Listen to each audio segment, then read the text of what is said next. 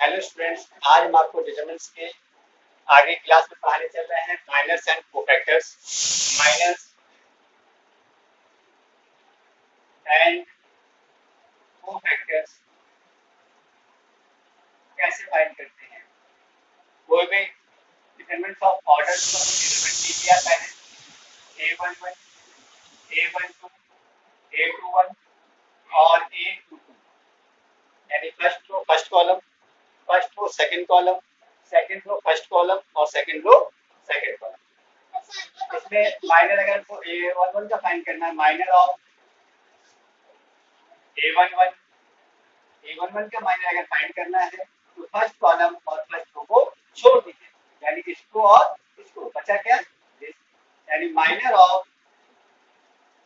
a11 is a22, minor क्या हो जाएगा a22। इसी तरह से minor of a12, minor of a12 यानी फर्स्ट रो सेकंड कॉलम को छोड़ दे, यानी सेकंड कॉलम और फर्स्ट रो छोड़ के क्या बचा a21, यानी माइनर क्या हो जाएगा इसका, minor of a12 is a21। इसी तरह से अगर को फाइंड करना है minor of a21, minor of a21 क्या हो जाएगा, सेकंड रो और फर्स्ट कॉलम को छोड़ दीजिए, क्या बचेगा a12, यानी minor of a21 is a1। इसी तरह से को फाइंड करना है minor of a22, minor of a22, यानी माइनर ऑफ a22 का मतलब क्या हो जाएगा, सेकंड रो और सेकंड कॉलम को छोड़ दीजिए, यानी a11, एलिमेंट क्या हो जाएगा, यानी minor of a22 is a11। ये हमने क्या देखा, अगर ऑर्डर 2 का डिटरमिनेंट्स दे रखा है तो उसमें माइनस को हम लोग कैसे फाइंड करेंगे। इसी तरह से अगर हमको ऑर्डर 3 के डिटरमिनेंट्स की माइनस फाइंड करना है तो कैसे करेंगे, minor and order 3 determinant, order 3 के डिटरमिनेंट्स हम लोग माइनर को फाइंड कैसे करेंगे। उसके लिए क्या करिए, पहले डिटरमिनेंट बनाइए, कितने रोज होने चाहिए, 3 रोज और 3 columns. a11 first row first column, a12 first row second column, a13 first row third column, a21 second row first column, a22 second row second column और a23 this is second row third column, a31 third row first column, a32 third row second column and a33 third row third column. मतलब अगर minor find करना है minor of a11, minor of a11, minor कैसे find करेंगे, यानी first column और first row को छोड़ देंगे, बचा क्या, ये minor of a11 is a22,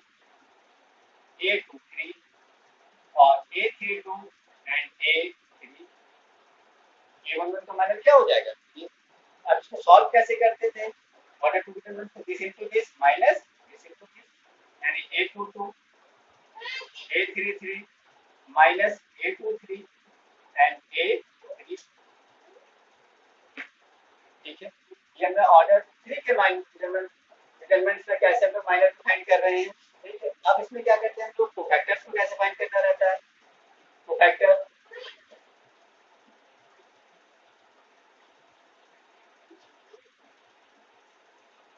cofactor of determinants 2, अगर ऑर्डर 2 के डिटरमिनेंट्स में कोफैक्टर फाइंड करना है a11 a12 a21 and a22, cofactor के लिए फॉर्मूला हो जाएगा aij this is equal to -1 की पावर i प्लस j और m ऑफ i। ए क्या है, दिस इज कोफैक्टर और mij क्या है, दिस इज माइनर। अब हमें फाइंड करना है cofactor of a11, cofactor of a11 अगर फाइंड करना तो क्या हो जाएगा, A11 का मतलब first row first column I भी 1 है और J भी 1 है, यानी A ऑफ 1 1 दिस इज -1 की पावर 1 + 1 और M ऑफ 1 1 माइनर ऑफ 1 1 यानी A11 this is equal to -1 की पावर 2 M ऑफ 1 1 A11 यानी कोफैक्टर ऑफ 1 1 दिस इज -1 1 यानी M 1 1 और माइनर ऑफ A11 क्या हो जाएगा, यानी इस कॉलम को और इस रो को छोड़ देंगे, दिस इज A22 यानी cofactor of A11 is A2। इसी तरह से अगर हमको कोफैक्टर ऑफ A12 फाइंड करना है,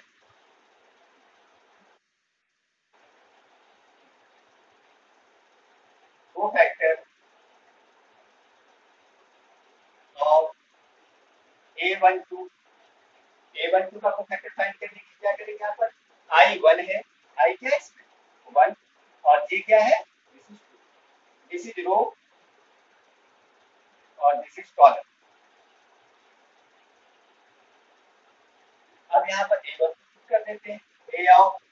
1 2 दिस इज -1 की पावर 1 + 2 M ऑफ 1 यानी A12 this is equal to -1 की power 3 this is M of 1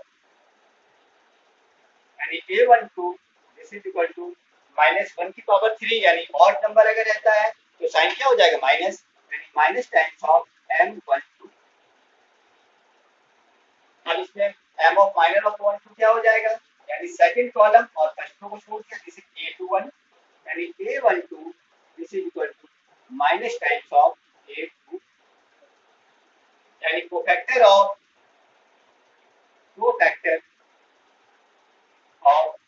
A12 is equal to -A। हमने यहाँ पर क्या देखा, जब ऑड पावर आएगी अगर तो इसको डायरेक्ट लिख सकते हैं साइन माइनस, और ऑड पावर अगर आएगी तो वहां पर साइन माइनस लगाएंगे और अगर इवन पावर आएगी तो वहां पर साइन प्लस लगाएंगे, जैसे A21 यानी कोफैक्टर ऑफ A21 का मतलब I A21 हो गया। अब यहाँ पर पावर क्या हो जाएगा 2 + 1 this is 3 this is odd. अगर ये ऑड आ रहा है यहाँ साइन क्या हो जाएगा माइनस ऑफ M ऑफ 1 और -1 का मतलब क्या हो गया minor of 1 this and this यानी second row and first column totally A12 यानी cofactor of 2 this is minus of यानी इसको यानी A1। इसी तरह से अगर कोफैक्टर ऑफ A22 फाइंड करना है तो this is equal to minus times of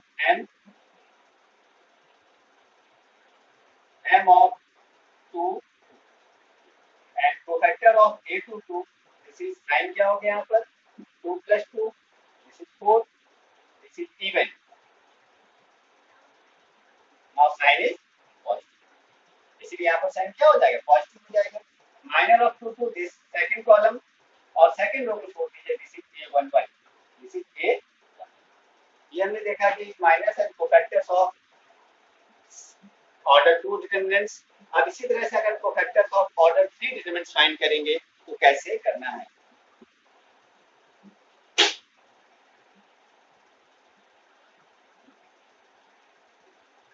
order 3 determinants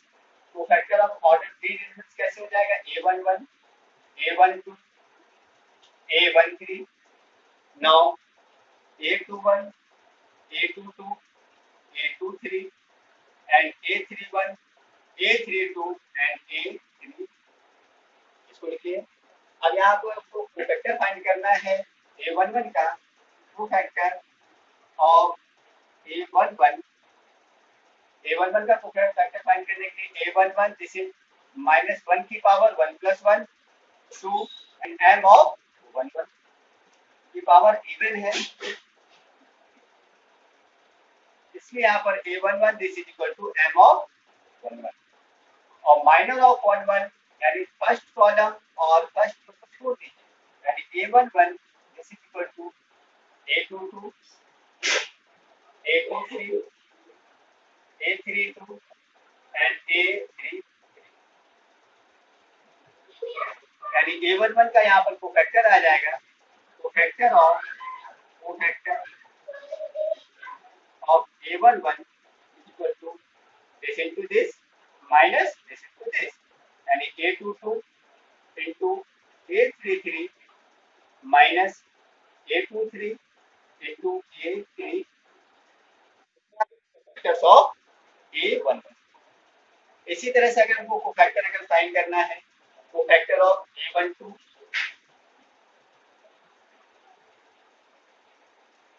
cofactor of A12, A12 का मतलब क्या हो गया, first row second column, first row second column का मतलब यहाँ पर A12 this is equal to -1 की power 3 and m of 1, now this is odd, now taking side this is minus of m1, A12 का मतलब m12 निकालना है हमको, माइनस ऑफ 12, यानी कौन सा, यानी first row and second column, यानी first row and second column ये एलिमेंट, इसको छुपा लीजिए, बचेगा क्या, A21, A23 and A31 and A33, okay, now cofactor of A12 and cofactor of A12 this is minus times of A21 into A33 minus A23 into A3। इसी तरह से अगर हमको फाइंड करना है तो फैक्टर ऑफ A13, दो factor of A13, A13 का मतलब क्या है, फर्स्ट रो थर्ड कॉलम, यानी A13 this is equal to -1 की power 4 and m of 13, now this is even,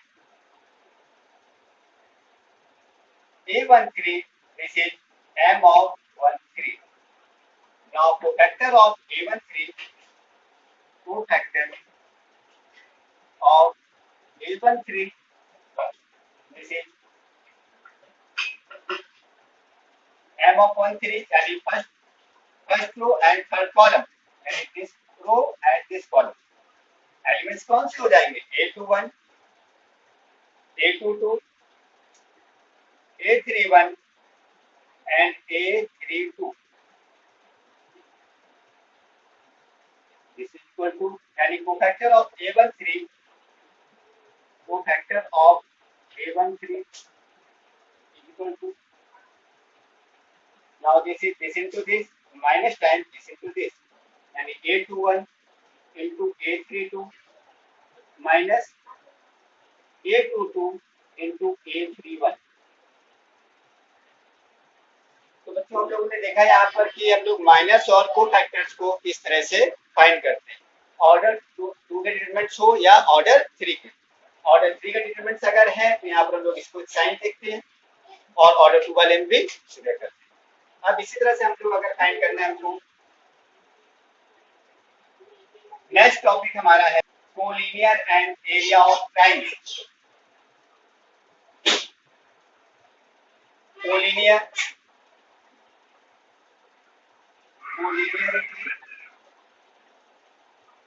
अगर हमारे पास कोलिनियरिटी फाइंड करने के लिए हमको सपोज करो कि एक लाइन दे रखी है, इसमें 3 पॉइंट्स दे रखे हैं, x1 y1,